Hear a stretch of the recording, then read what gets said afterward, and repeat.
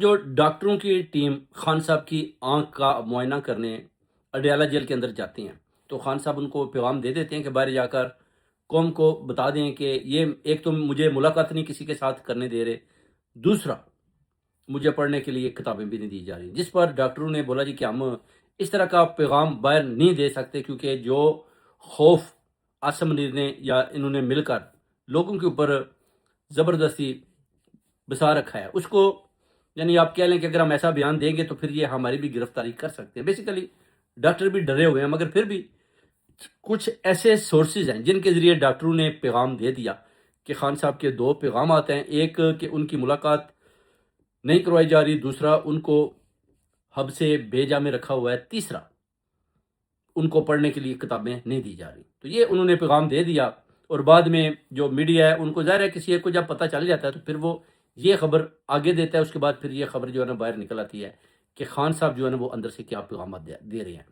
تو یہ ہے اس جعلی حکومت کی کارکردگی، کیونکہ ادھر مریم نواز کہتی تھی کہ میں جناب فرائی پین سے کپڑے استری کرتی ہوں، اور آج دیکھ لیں کہ جناب وہ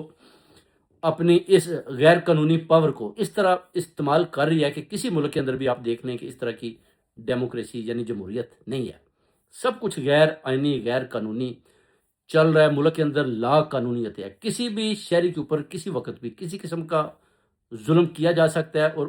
بعد میں اگر وہ پولیس کے پاس بھی جاتا ہے تو کسی قسم کی رپورٹ درج نہیں کروائی جاتی۔ ظاہر ہے مریم نواز اور یہ سارے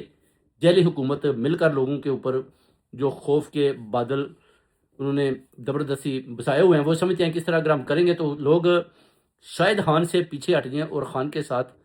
کھڑا نہ ہو بلکہ وہ ہمارا ساتھ دے۔ مگر پھر بھی آپ دیکھ لیں کہ 25 کروڑ عوام ابھی بھی خان کے ساتھ شانہ بشانہ کھڑی ہے، اور ان کے لیے دن بدن مشکلات بڑھتی جا رہی ہیں، مریم نواز اور اس جعلی حکومت کے لیے بھی۔ اور ادھر فیلڈ مارشل دکھائی تو دیتا ہے کہ مذاکرات، مگر آپ دیکھ لیں ایران نے پھر بھی ٹھوکر جواب دے دیا، اور یہ بار بار ناکام ہو رہے ہیں، بار بار ناکامی ان کا منہ دیکھ رہی ہے، اور ابھی بھی آپ دیکھ لیں گے کہ جو مذاکرات ہیں اس میں یہ بھرپور طریقے سے ناکام ہو گئے، اور اس کے بعد یہ مذاکرات پھر دوبارہ پاکستان کے اندر بھی نہیں ہوں۔